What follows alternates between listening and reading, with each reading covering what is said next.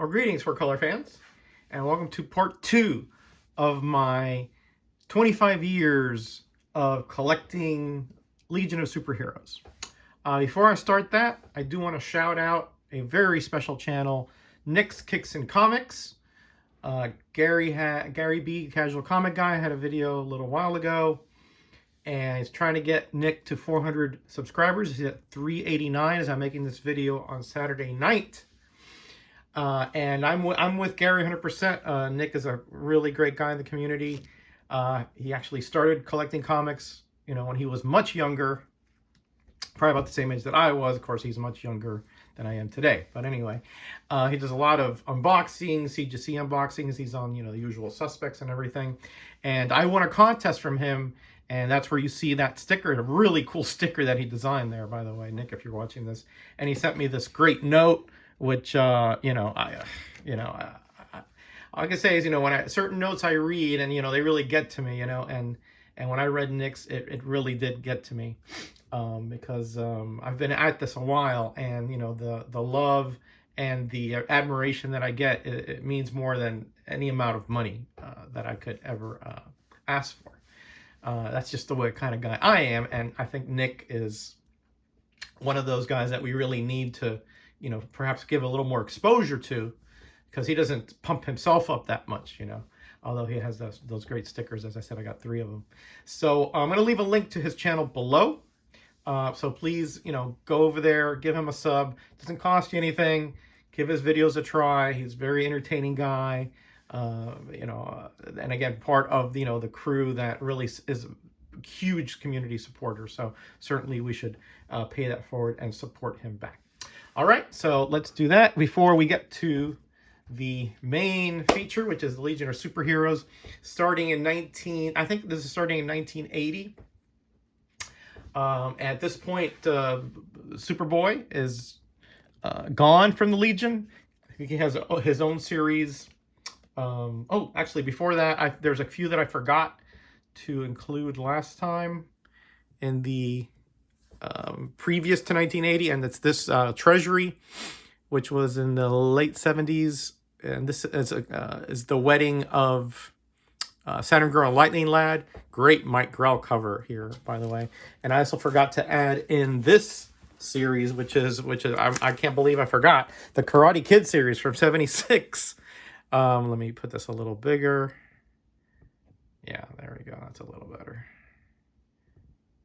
Sorry about the backwards and forwards there.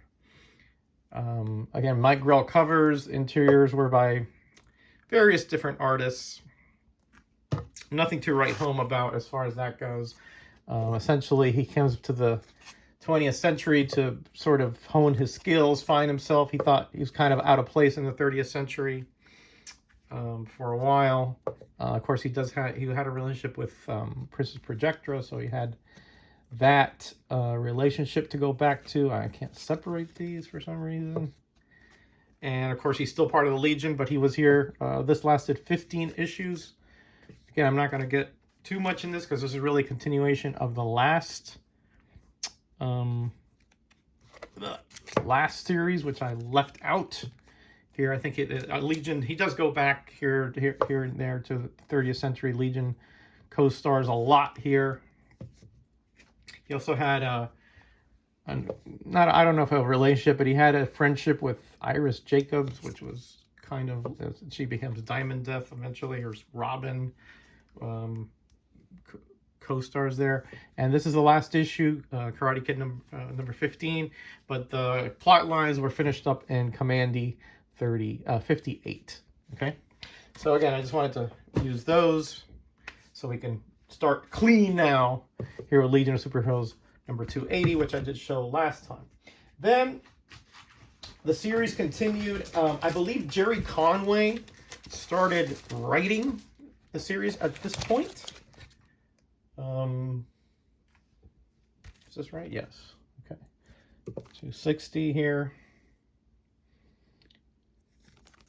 And now we started to have like, I don't know, the art was, at this juncture, was not the best. I think Jimmy Janes took over for a while, and yeah, if you've never heard of him, there's a reason. I don't think he did too much more than this Legion series.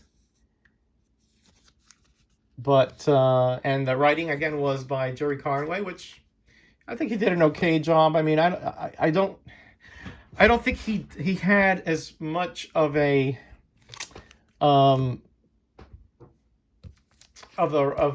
invested interest in the characters as Paul Levitz did. By the way, this is George Perez cover here. Really nice one, huh? I think he did a few interiors at some point here in the Legion.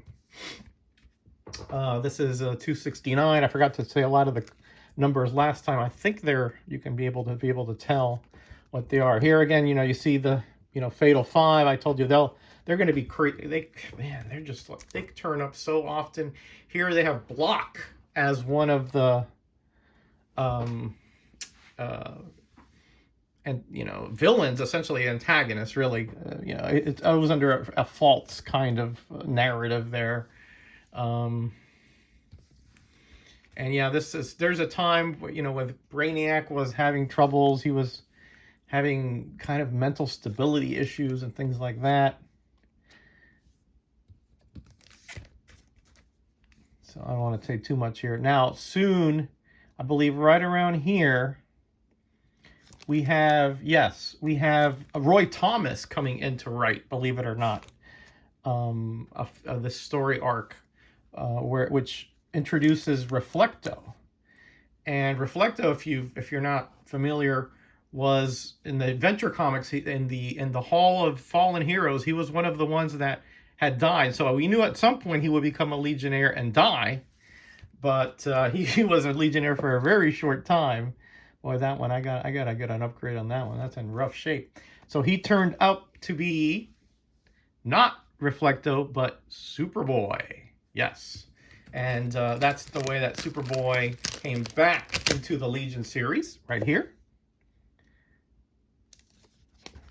So that was a little bit of a curveball thrown there. And then eventually Block does join the Legion. Let me see if is this getting a little bit too high? Almost, yeah. And after that, Paul Levitz. After that 280, I believe Paul Levitz starts, and he continues for a long time. I'll sort of go into that a little later, but he writes the Legion for many, many years ongoing. And we also get, again, we some of these issues, we have some artists like Pat Broderick filling in. But very, very soon, we will have another longtime Legion artist, Keith Giffen, start, which I think he starts right around here. And I quite enjoyed Giffen's art on the Legion. It's not quite as sleek as Mike Grell, and not quite as tight as Cockrum, but it did still have that kind of futuristic vibe to me. So right around here, we start the Great Darkness Saga. And this is one, if not the best Legion story arc that I remember, that I've read. And it essentially has to do with the resurgence of Darkseid. And why am I putting this way over here? I don't know. There, that's better, huh? Sorry about that. Into the 30th century, and he creates these clones, or he turns these beings into essentially dark creatures that obey him, like just with no reservations whatsoever. That's essentially what he does, and eventually he enslaves like the whole planet of Daxam, which are more powerful than Superboy, and of course that means that all the Legionnaires were called in, all the reservists, all the substitute, anybody, I think the Wanderers, the Heroes of Lalar, everybody who could fight did. And eventually they, of course, triumphed, since Legion is still there. And again, Paul Levitz and Keith Giffen. Now, at some point, Keith Giffen starts co-plotting, things like that. has a hand in the stories.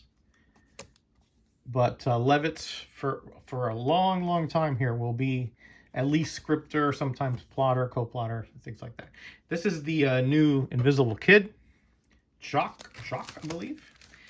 And here is a reunion of sorts, including Supergirl, as you can see over here. This is still pre-Crisis. I'm going to end it right around the Crisis time. This is a homage to, what, Adventure 300? Yeah, I think so. Oh, there was a Burn or two cover in here as well. I forgot exactly which ones they are. There's Lightning Lord, of course, the brother of Lightning, Lasset Lightning Lord. So you got a few issues here with Supergirl. And, of course, she and Brainy had a little relationship at the time. Here we have the Legion Academy, which is being run by Bouncing Boy. And here we have Power Boy, Comet Queen. I think that's Magnetic Kid, the brother of Cosmic Boy, and Laurel Kent, I do believe. And there's Shrinking Violet. Obviously not looking so good there. Here we have Starboy.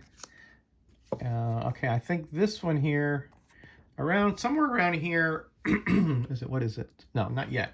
I think that's the Prophet. There's a George Perez issue in here or two. Prophecy of Doom. Yeah, this is a pretty good story arc. He was a pretty good villain. Omen.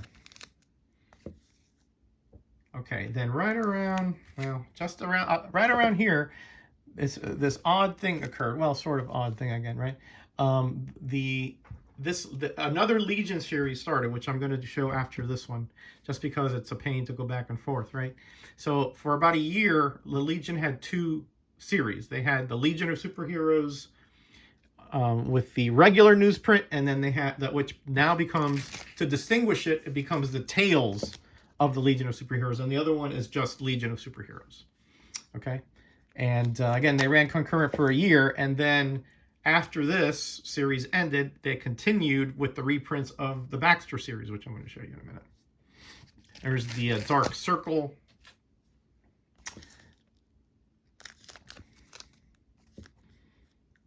There's when the Invisible Kid joined the Legion and had a couple adventures. Here's the Persuader, part of the Fatal Five, but at this point, I think he was going solo, maybe.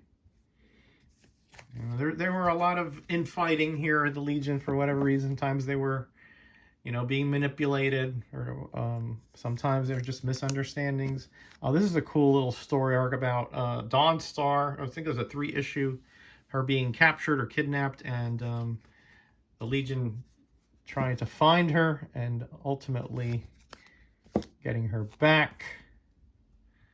Let me put these away and start the next pile. Yeah, there's a lot here, right? But let me go with the Legion annuals for that. Oops, so sorry. So sorry about that, guys. I'm trying to make this quicker because there's a lot here. That's the wedding of Karate Kid and Princess Projectra.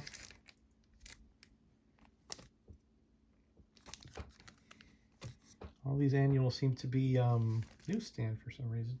And here's a special Legion of Superheroes. Oh, I kind of put them, I forgot one too, so I'll put this one next.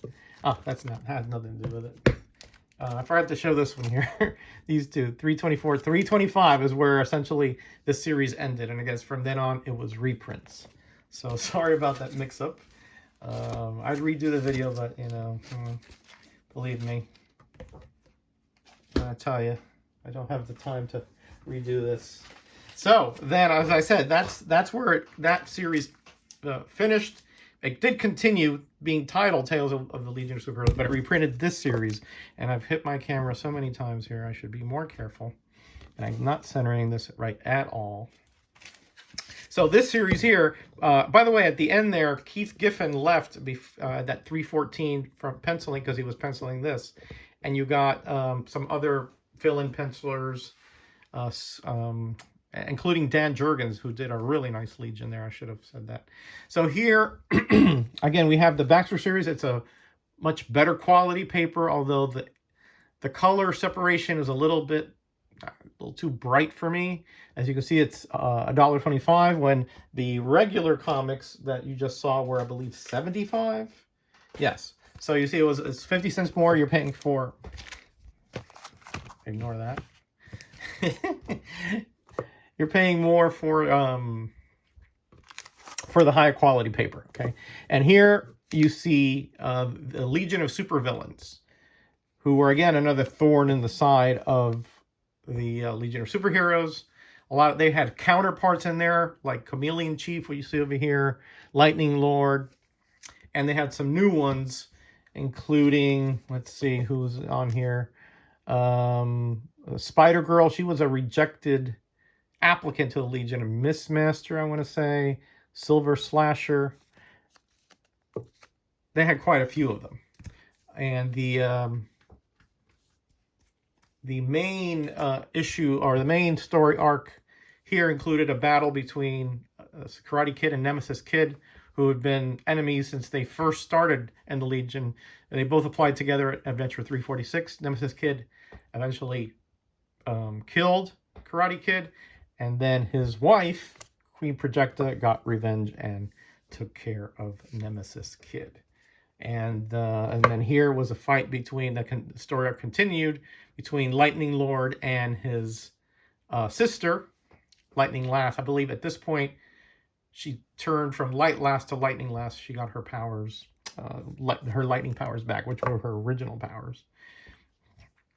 At this point, we have Steve Lytle doing the art, so no longer Keith Giffen. I believe he might have had like some input, but you see still Levitz is still there. I really liked the Lytle, although he didn't last, I think, but a year or so. But I liked his art on the Legion. It did have a crispness to it that I enjoyed. Here's Election Day. The Legion would elect leaders on a regular basis. I'm not sure if it was every year or whatnot. And this also has to do with the President of the United Planets. There's the 3 original Legionnaires on the cover. We're coming kind of to the end here of what I'm going to go through. I'm going to end it here around Crisis,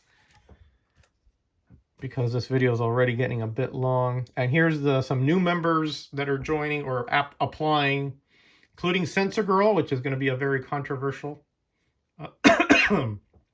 member. Polar Boy, who's in the Substitute Legion. This is, I think, Mentala, who I think later turns bad.